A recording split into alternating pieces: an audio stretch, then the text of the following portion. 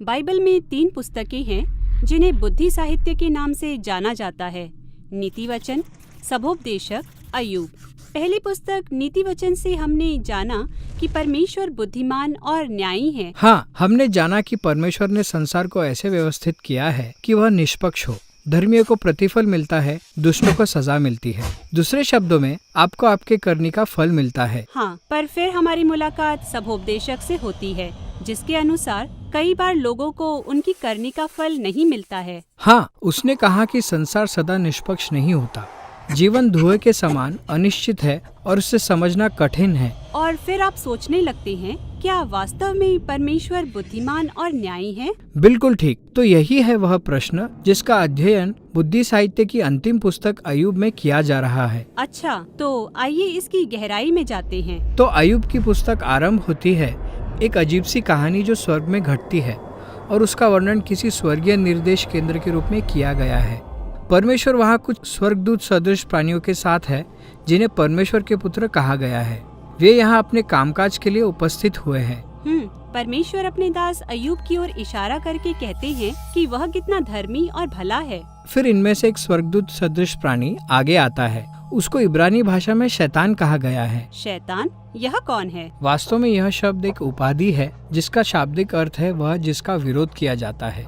तो इन सभी में यह एकमात्र ऐसा प्राणी है जो परमेश्वर के संसार संबंधी संचालन पर सवाल उठाता है और यह प्रस्ताव रखता है कि शायद अय्यूब परमेश्वर से वास्तव में प्रेम न रखता हो और वह सिर्फ इसलिए भला है क्योंकि परमेश्वर उसे प्रतिफल देते हैं। अगर परमेश्वर वह सब अच्छी वस्तुएं अय्यूब से छीन ले जो उन्होंने उसे दी है, तब हम उसका असली रंग देखेंगे। अच्छा, तो वह सोच रहा है कि अय्यूब दिखावे के लिए यह सब कुछ कर रहा है? बिल्कुल ठीक कहा। शायद वह इसलिए आज्ञाकारी है ताकि उसे वह मिल सके जो उसे चाहिए। तो अब परमेश्वर इस प्रयोग के लिए तैयार हो जाते हैं और वह शैतान को अनुमति देते हैं कि वह अय्यूब को कष्ट दे सके। हाँ, और अय्यूब अपने सब प्रिय लोगों को और जो कुछ उसे प्रिय था उन सबको खो देता है। यह तो विनाशकारी है। और याद रहे, वह इनमें से किसी भी कष्ट का अधिकारी नहीं था। परमेश्वर ने स्वयं ऐसा कहा था।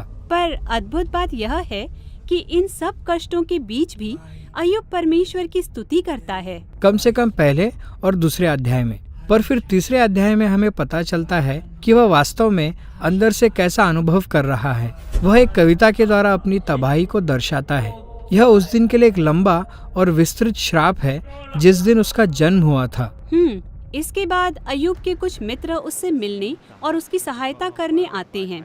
वे सब मानो यह कहते हैं, अय्यूब, तुमने कुछ बहुत ही बुरा किया होगा जिसके कारण तुम्हें यह भुगतना पड़ रहा है। आखिर हम जानते हैं कि परमेश्वर न्यायी है और यह संसार उनके न्याय और निष्पक्षता द्वारा व्यवस्थित है, तो अवश्य तुम्हें तुम्हारे किए का फल मिल रहा है। इसके बाद के 34 अध्यायों में अय्यूब और उसके मित्रों के बीच इब्रानी भाषा की कठिन कविता शैली में बातचीत चलती रहती है।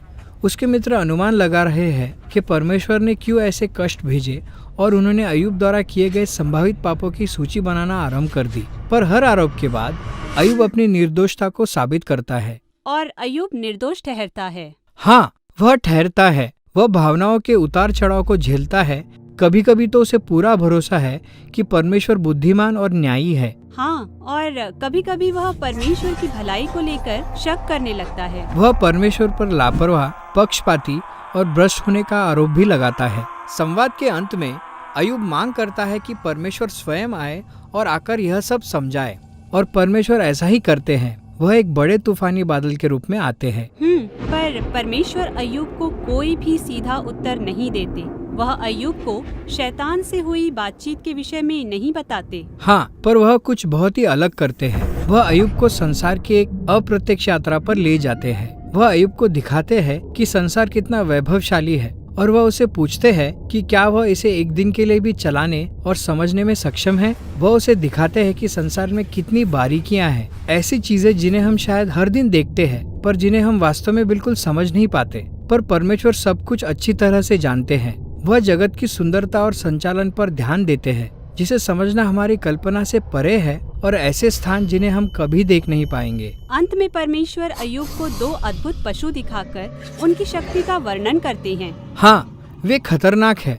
मेरा मतलब है वे पशु बिना सोचे समझे तुम्हें जान से मार सकते हैं और परमेश्वर कहते हैं कि वे बुरे नहीं हैं। वास्तव में वे उनके अच्छे संसार का एक हिस्सा है। और फिर बात यहीं समाप्त हो जाती है। परमेश्वर का बस यही प्रत्युत्तर होता है। बड़ी अजीब सी बात लगती है। मेरा मतलब है, यह सब किस विषय में था? ऐसा लगता है अय्यूब की दृष्टि में परमेश्वर न्यायी प्रतीत नहीं होते, पर परमेश्वर का दृष्टिकोण बहुत विस्तृत है। निर्णय लेने के लिए वह इस जटिलताओं से भरे समस्त संसार से निरंतर संबंध बनाए रखते हैं, और परमेश्वर इसे ही अपनी बुद्धि कहते हैं। तो अय्यूब का परमेश्वर से अपने बचाव की मांग करना बड़ा विचित्र सा लगता है। हाँ, वह इस जटिलता को चाहकर भी समझ नहीं सकता है। तो हम कहाँ तक पहुँचते हैं? अब यह अय्यूब को नम्रता की स्थिति में ले आता है। वह कभी नहीं जान पाया कि उसने ये सारे कष्ट क्यों सहे थे, और फिर भी अब वह शांति से परमेश्वर के भय में जी सकता है। परंतु यह पुस्तक यहीं समाप्त नहीं होती है, क्योंकि इसके बाद जो कुछ अय्यूब ने खोया था, परमेश्वर उसका दुगना उसे लौटा देता है। और यह भी तो चौंका देने वाली बात है। मेरा मतलब, क्या यह उसका प्रतिफल है? क्या परमेश्वर कह रहे हैं, बधाई हो अय्यूब, तुमने यह कठिन परीक्षा पास कर ली है? बिल्कुल नहीं। इस पूरी पुस्तक ने तो इस बात पर जोर दिया है कि अय्यूब का सब कुछ खो देना किसी प्रकार का दंड नहीं था, और इस प्रकार सब कुछ का वापस मिल जाना कोई प्रतिफल नहीं है। तो फिर उसे ये वापस क्यों मिला? हो सकता है कि परमेश्वर ने अपनी बुद्धि के अनुसार अय्यूब को यह भेंट स्वरूप देने का फैसला किया हो। हम नहीं जानते कि ऐसा क्यों हुआ, पर हम यह जानते हैं कि अय्यूब अब ऐसा व्यक्ति बन गया है जो चाहे कुछ भी हो जाए, भला या बुरा, परमेश्वर की बुद्धि पर भरोसा रख पाएगा। तो यह है अय्यूब की पुस्तक, जिसके साथ ही हमारी बुद्धि संबंधी श्रृंखला समाप्त हो जाती है। बाइबल की ये बुद्धि साहित्य की पुस्तकें आश्चर्यजनक है।